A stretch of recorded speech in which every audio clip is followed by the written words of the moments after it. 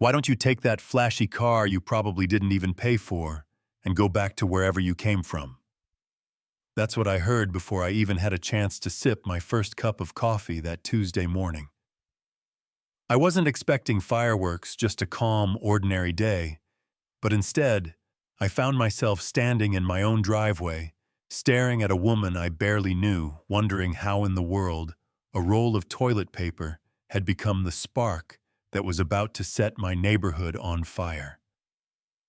I was dressed simple black t-shirt, worn-in blue jeans, baseball cap pulled low because I didn't feel like messing with my hair. I had my keys dangling from my fingers, ready to take my red Mustang out for lunch and errands. That car is my pride, the one big thing I splurged on after years of grinding freelance work. The sun was out. It was shaping up to be a good day, until she stormed across the street. She looked like chaos, wrapped in neon bleached hair, fried stiff leopard print leggings, a hot pink sweatshirt that practically screamed she had given up. And in her hand, raised like a torch, was an empty toilet paper roll.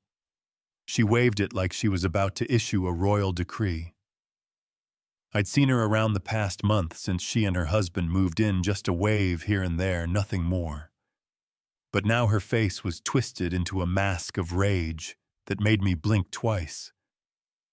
"I saw the truck this morning," she snapped, eyes narrowing. "I know you got supplies. My family's out.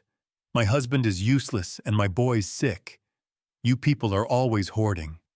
Those two words, "you people," hit like a sucker punch. I felt the shift instantly. This wasn't about paper goods. This was about me.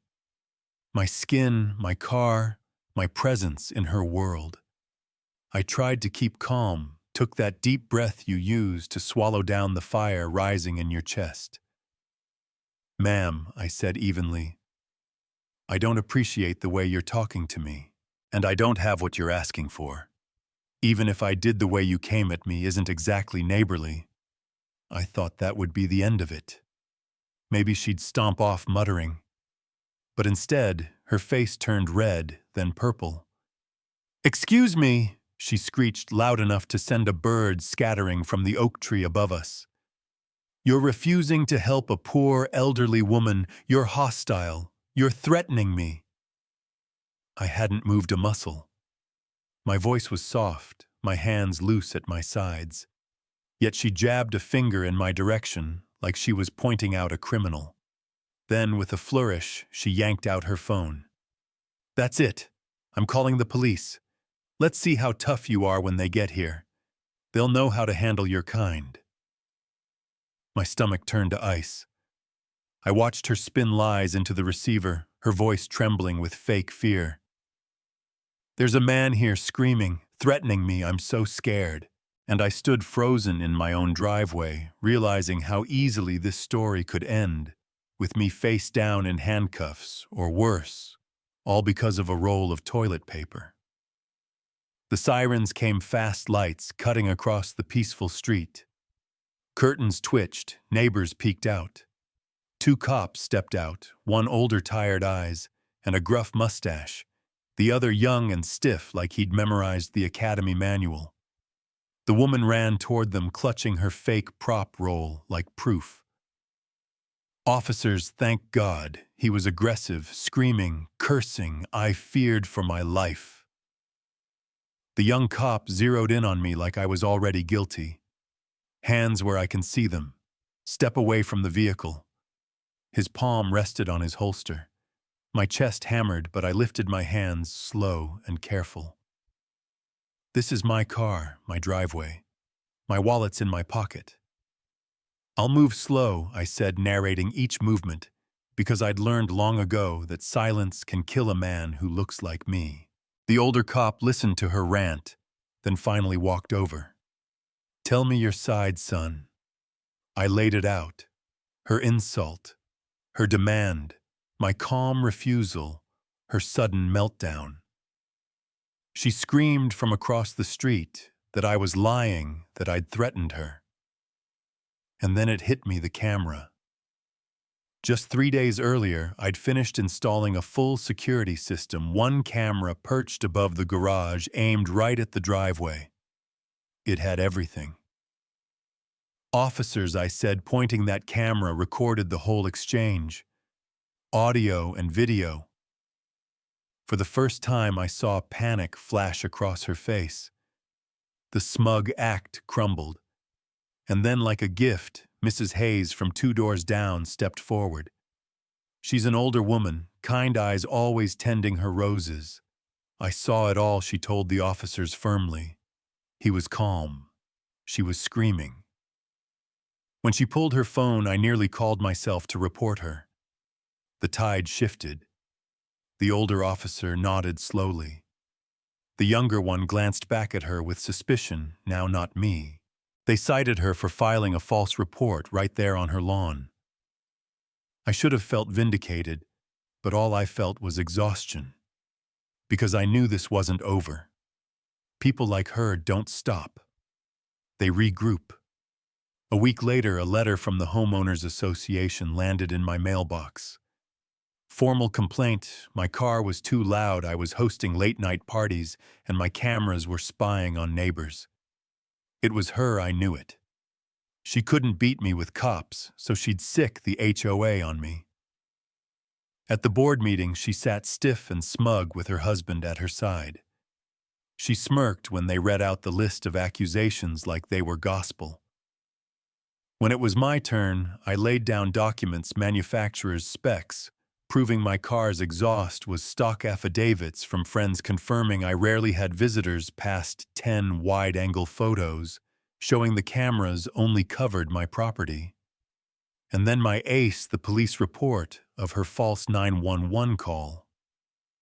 This complaint isn't about noise or privacy, I said steadily. It's retaliation. Plain and simple. The room buzzed. Her face went red, sputtering about intimidation. But the board saw through it. They dismissed her complaint, warning her about harassment. I walked out free, her glare burning holes in my back. But she wasn't done. She took her campaign online, posting in the neighborhood app. She never used my name, but everyone knew who the guy with the loud Mustang or the creepy cameras meant. She hinted at suspicious visitors, claimed kids weren't safe near my house. And while some pushed back, Mrs. Hayes even clapped back in one thread. Others started giving me cold looks. It worked just enough to make my skin crawl in my own yard. Then her son showed up. Late 20s, same smug face, walking his little mutt right across my lawn. He let the leash slack so the dog could do its business dead center in the grass. When I asked him to clean it up, he smirked. Make me. I felt rage shake through me, but my camera was watching, and I knew he wanted me to snap. Instead, I cleaned it up myself and placed the tied-up bag right on their porch. Her face, when she discovered it, pure fury, no weapon to use against me. But they escalated. A week later, I found a long, deep scratch carved into the side of my Mustang. My heart sank, but my cameras had him, her son's screwdriver in hand, smirk on his face as he ruined my car. I called 911 this time. Steady voice explained I had high-def video. When the officers arrived, one was the same older cop from before. He watched the footage, shook his head, and said, "Open and shut." They cuffed the kid right there on his porch while she screeched about harassment. Seeing him taken away wasn't joy, it was grim. But it was necessary. Still a month later, she stumbled drunk to my porch, pounding my doorbell. I spoke through the intercom. She begged me to drop the charges, claimed I was ruining her son's future. When I refused, the mask slipped. Her words slurred but sharp. Everything was fine before you came here with your fancy car and your noise. You don't belong here. You brought this on yourself. I thanked her calmly. This is recorded. Good night. That clip went straight to the district attorney. It sealed the case. Her son pled guilty, avoided jail, but was slapped with probation, restitution, community service, and diversity training. I cashed the restitution check, fixed my Mustang, and thought maybe, just maybe, peace had returned. But hate like that doesn't dissolve. One morning, as I stepped onto my driveway, sprinklers blasted on, only it wasn't water. It was foul, brown, reeking liquid splattering across my shoes and the side of my freshly repaired car. She'd rigged motion sensors aimed straight at my property. It was petty, it was disgusting, and it was on video. The cops came again, baffled at her childish stunt. They cited her for illegal dumping. More importantly, probation heard about it. Harassing the victim violated her son's deal. In court, the judge watched the footage, heard her drunken confession, saw the entire ugly arc from toilet paper roll to vandalism to stink sprinklers. He revoked her son's probation. 90 days in county jail. Her obsession had sunk her own family. Not long after, a moving truck showed up. They packed their lives into boxes and drove away shadows of the people who once strutted and screamed. I watched from my porch with coffee in hand as their car pulled out. For a second, her eyes met mine, still full of hate, no remorse, and I simply nodded. The new neighbors are kind, normal, the street quiet again. My car gleams in the sun. But every time I see an empty cardboard roll, I think about how quickly peace can shatter, how fragile it is when someone decides your existence is an offense. I also think about the power of keeping calm, of letting truth speak louder than hate. So tell me, what do you think? Was I right to keep my cool, to fight back with evidence instead of rage, or would you have handled it differently? Drop your thoughts down below, share your own neighbor stories, and let's talk about what real justice looks like when the people across the street try to make your life a living hell.